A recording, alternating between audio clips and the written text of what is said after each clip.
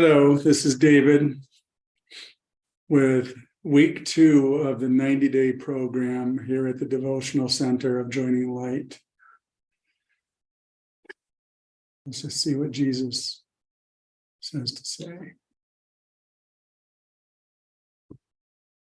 It's been another beautiful and uplifting week.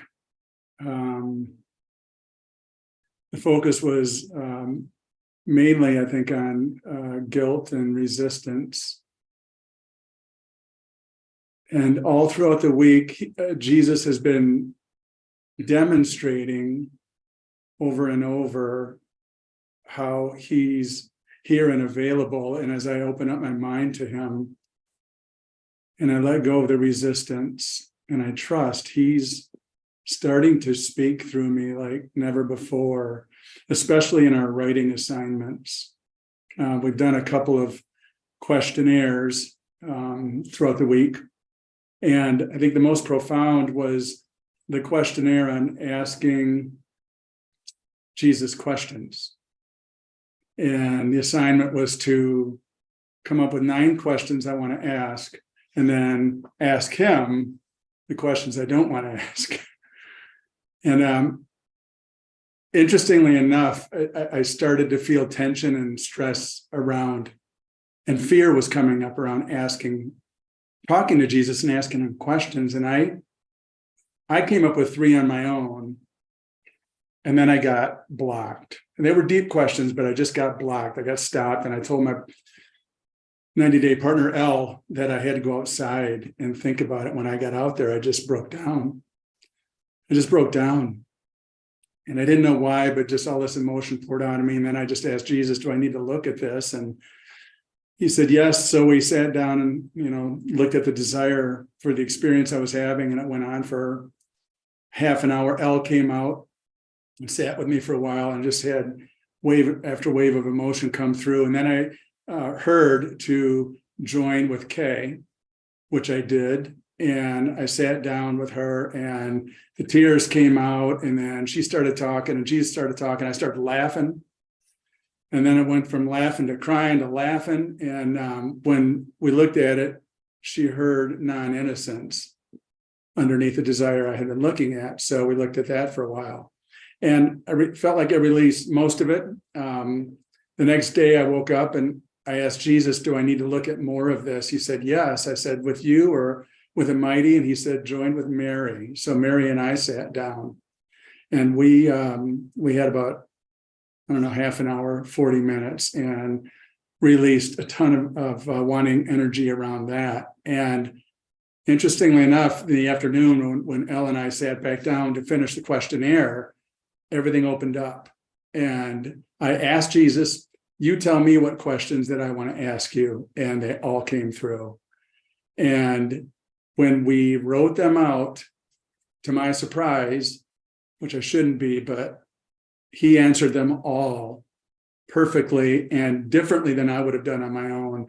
And it just shows me, I'm just building confidence in me that I don't have to do it alone, and I can ask him and he will help me. And so the trust is growing, trust is building, and it's just, it's amazing. And we watched the movie yesterday and finished it up today, Bagger Vance, which had so many beautiful symbols in it. But basically, the Holy Spirit was guiding the primary character, Juna, to just let go, loosen up.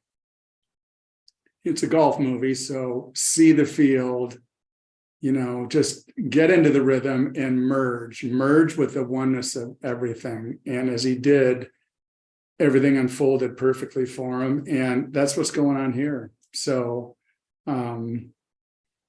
yeah. The experience truly is amazing. And I'm really grateful for it. So thank you, Jesus.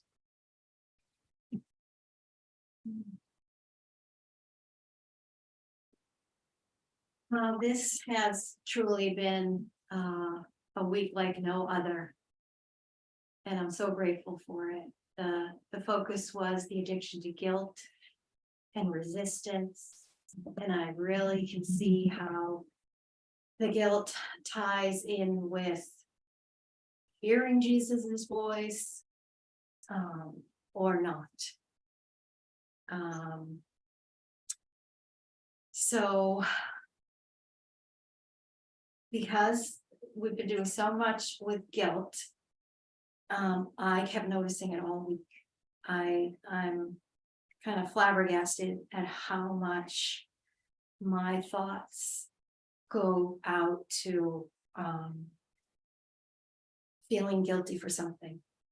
And I'm really grateful to know it now. I had no idea. I have my notes here from my summary. I'm going to check in with Jesus. See if there's something else I should talk about.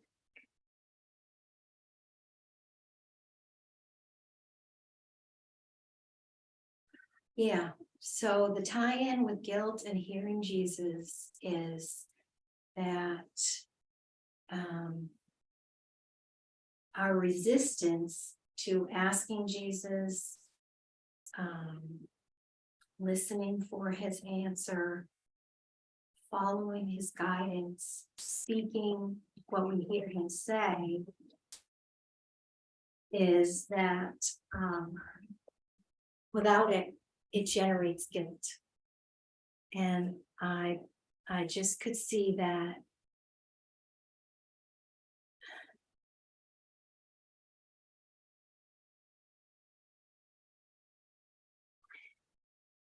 it's natural for us to hear Jesus. And the relationship with him is natural, and it's our assignment to check in with him, to have a relationship with him, to talk to him, to follow him. And when we don't, we're going to feel guilt. And I didn't realize that. And you know, it makes sense with what's been happening to me. Until now, I haven't been checking in with Jesus. I resist it. I pretend I can't hear him. I get blocked. I don't want to follow the guidance. And you know, and I've been full of guilt. So what came about with this, as David was talking about, that we wrote some questions that we would like to ask Jesus, and we had him with us as we wrote the questions, and then one by one we answered them, and I was simply amazed at what came through. And I think Jesus is using this writing for me because I have been scribe. I haven't written my own thoughts, material, or stories or anything, but I've been taking notes for a long, long time. And I began to write and listen for Jesus to tell me the answer to these questions. And it's an incredible experience, and it just proves to me that I can hear Jesus. And it was so exciting that we split those questions, about 9 or 10 of them, into 2 days, and I began to start hearing his voice. And I started to, what I really felt like was that I needed to sort of create this relationship with Jesus. So, you know, I've heard questions to ask Jesus in all the, you know, light circles and the lessons, and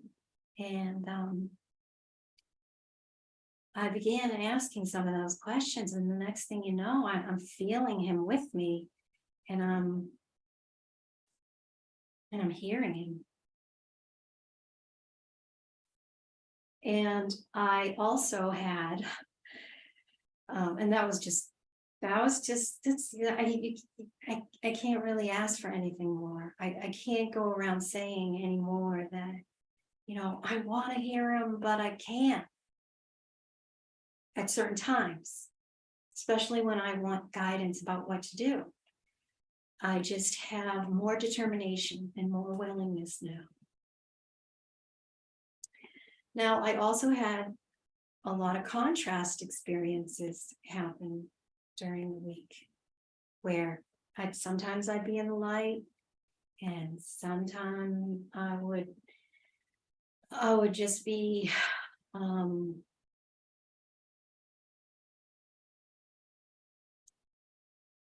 wandering thoughts, attack thoughts, resistance to assignments here at the center.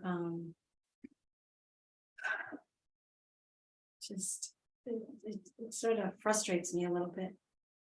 I had let's see, what did I have?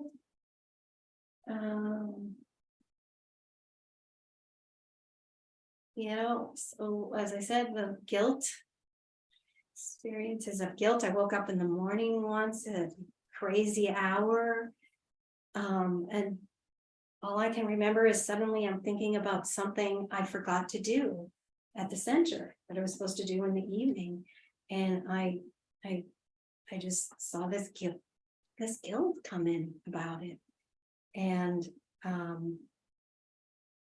I think I needed to see, Jesus was showing me it wasn't all that harsh, it was kind of gentle, how much I relish guilt.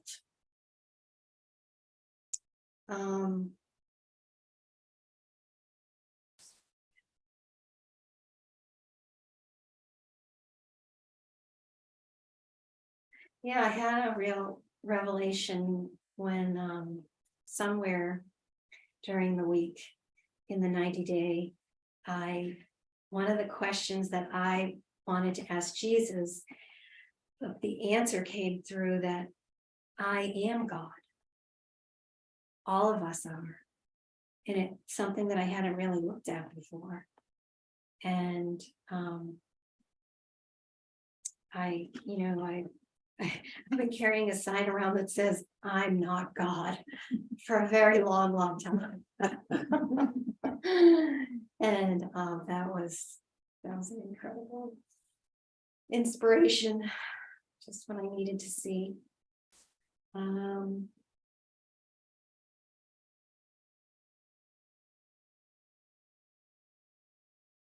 of the things I put some focus on was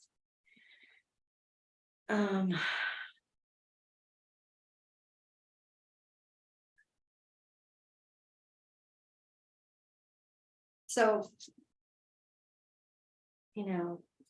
life is full of so many conversations and questions that people are throwing out and need to be answered. And I've just never said, well, why don't I just take a pause and ask Jesus? So it's just come up as a focus I want to try. It seems hard. It seems hard right now, but I know I can learn it. I'm determined. Yeah, and when I was talking about those contrast experiences, there was like times during the week where I just wanted to drop the connection with Jesus like a hot potato. I was tense, twitched, frustrated, depressed. And then there were other times where I was chatting with Jesus. So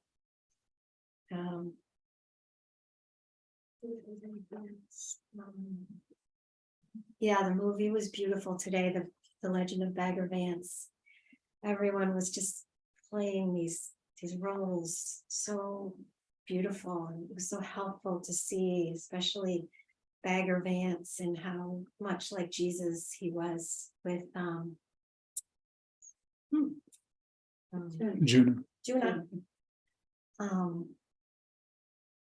Yeah, you know, and he guided him without force or, you know, this is what you should do to get your swing back. You know, he just showed him everything so perfectly.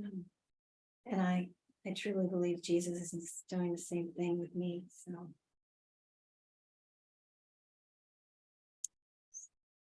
it was a good week.